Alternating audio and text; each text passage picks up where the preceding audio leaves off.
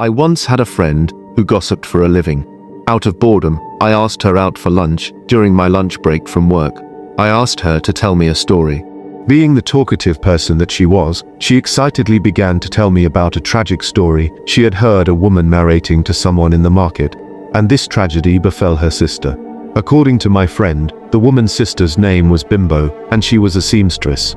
Bimbo was not married, but had several children with different men. No one ever saw the men that got her pregnant. Whenever her parents and sister would ask her about the fathers of the children, she would give them a not-so-good story. She would say, "It was just a one-night stand, and I don't remember what they looked like." When the first one happened, her parents were very upset, but could not do anything about it. But after 5 years, she continued giving birth without self-control. She would always visit the market daily to buy raw fish, but never cooked it. She would not even let her children touch the fish. Bimbo was a busty woman, but all her children looked skinny and dirty, like they weren't being fed or taken care of. So who was she buying the fish for, if not her children? People wondered. On a Tuesday morning, Bimbo went to the market to buy 10 bags of fish.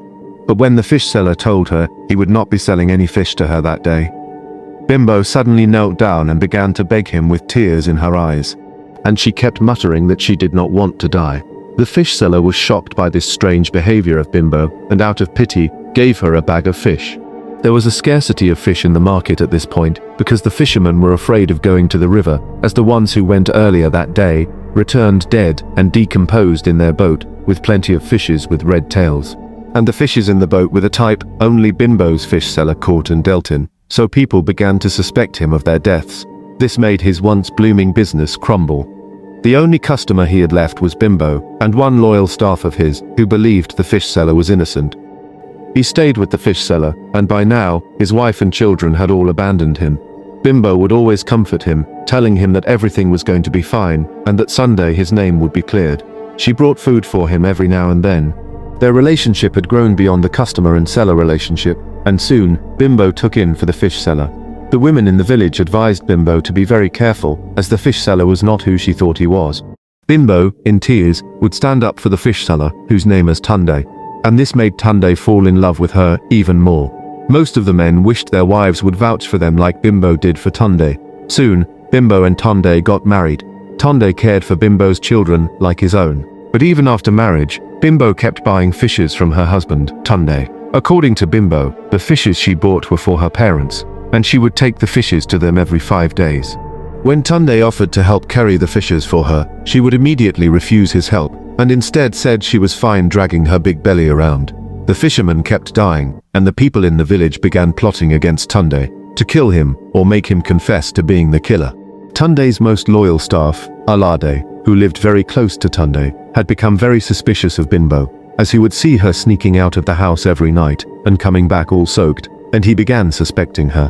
Whenever Tunde would ask Bimbo about the father of her children, she would brush off the topic, claiming that it was too traumatizing to talk about. And Tunde, not wanting to push the topic further, would let her be. One night, while Bimbo snuck out of the house, Alade followed her. Bimbo walked to the river, while Alade stayed from afar, watching her. She removed her big belly, dropping it on the ground. After looking around to see if anyone was watching her, she pulled off her clothes. She poured the bag of fish she was carrying into the water and gently stepped into the river. After about an hour, a fisherman rowed his boat there. Seeing those mighty fishes, he began to cast his net, but suddenly, a monster resembling a fish jumped out, grabbing the man's face, chopping off his head before jumping back into the river. After a while, Bimbo slowly walked out of the water and picked all the fishes. According to my friend, Bimbo placed the fish in the man's boat, but immediately she turned to leave. She was apprehended by the villagers. Turns out, Alade had run back to the village to call the villagers after seeing the strange monster kill the man, and they arrived just in time to see Bimbo in her human form, putting the fishes into the boat and wearing her fake belly.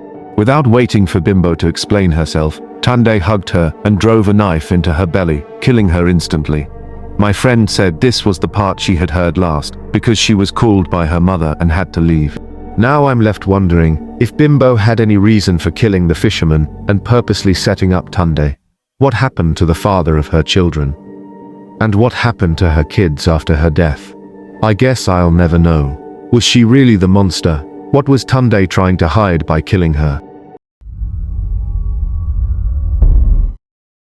The house was very beautiful, but everyone who knew the story of the house admired it from afar.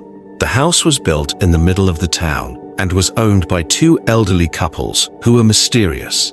According to the villagers, the couples were originally not from the village of Nkanu East. Before the couple's arrival, a mysterious dark mist covered the full Nkanu village. The villagers struggled to see their own hands and could not differentiate their families or friends. In the mist, the only way they could recognize their families or friends was through their voices. The mist was so thick and dark that the villagers could not see their hands and even their own clothes. This continued for years, and people started missing in the village due to the fact that they could not find their way back home because of the mist. The villagers, tired of losing their children and spouse, brought up a solution. Whenever anyone wanted to leave the house for any reason, they would tie one end of the rope to their waist and the other end of the rope to their doorknob. Once the families of that individual notices that the person is not yet back, they would start pulling the rope to bring them back. And this continued for a very long time, and the villagers stopped going missing. After a few months, the villagers woke up, and for the first time in a long time, they saw the faces of their loved ones. The dark mist had miraculously disappeared. The villagers were very happy, but at the same time, they could not find the people who had gone missing. They all prayed and hoped to find their corpses to give them a proper burial. From then on, the villagers began to notice a very beautiful and colorful house in the middle of the village. They themselves did not ever remember seeing the house and the old couples before the mist covered their village. But as time went on, their memories began to fade, and they all forgot about the house and mist. The couples of the house were nice and respectful to the villagers, but something about them wasn't right at all. Whenever children went up to their door to greet them, instead of being welcoming, they would chase the children away. Every night, a desperate cry for help could be heard coming out of the house, but after a while the villagers stopped hearing the cry at night. This baffled them, but they did not have the courage to confront the couples. The townspeople admired the house, but never approached the couples to rent a room inside their house. When the old couples noticed this, they went to the villagers, offering to pay people that would volunteer to live in their house. According to the couples, they themselves could not take care of the house anymore because they were now too old and didn't have any children or grandchildren to inherit the house. Some of the villagers, tempted by the money and the thought of living in the luxurious house, agreed to the couple's offer, and the next day, they all moved into the house. For a while, everything went well. The house was so beautiful that most of the villagers did not want to leave their rooms. The old couples told them that they were free to do whatever they wanted to do, but should never knock on room 3B door or go into it. The villagers swore to always abide by the rules, and the rules are as follows. 1. Do not knock on the door of room 3B. 2. Close your doors when the moon rises at dawn. 3. If you hear a voice crying for help, run! The villagers who were living in the house agreed wholeheartedly, and they kept to their words. No one ever dared to go close to room 3B, although they were curious as to why no one ever went in or out of room 3B. Once the moon rises, the villagers would shut their doors tightly, but they never heard the cry for help that the couples had warned them about. One night, some of the men got drunk at a wedding that took place in the town. In a drunken state, they struggled back to the couple's house. On getting there, they began to hear a voice calling out for help in room 3B. Curiosity got the better part of them, and they went to knock on the door.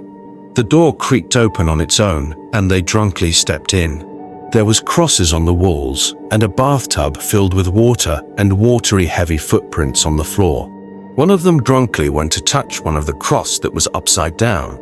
After placing it correctly, he turned to walk away, but suddenly the cross moved from the wall, piercing his head, and he dropped down dead.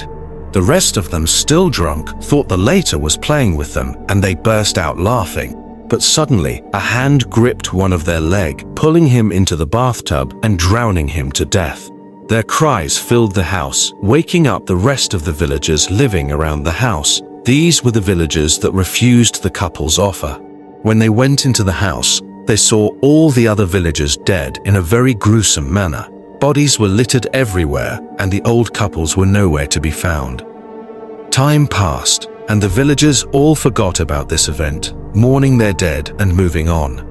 No one ever went into that house again, but after a decade, a man named Chinedu moved into the town. Seeing the house, he fell in love with it and decided to live there.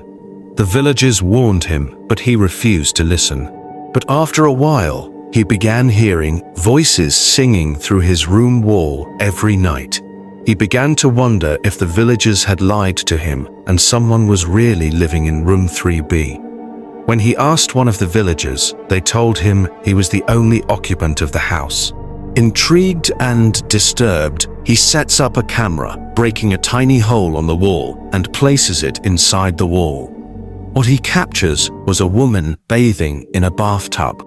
Curiously, he opened the door of room 3B without knocking and went in.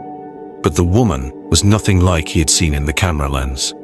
What stood in front of him was a woman with slick, scaly skin. And the next minute, Chindu's head was rolling on the floor and his body pulled into the tub. And a new song starts coming from room 3B. Many years ago, the old couples lost their child, and not wanting to accept her death, invited a mermaid demon to live in her body, turning her into a demonic creature and feeding her people to eat. If you enjoy the story, please like, comment, and subscribe. It helps us keep the channel going. Thank you.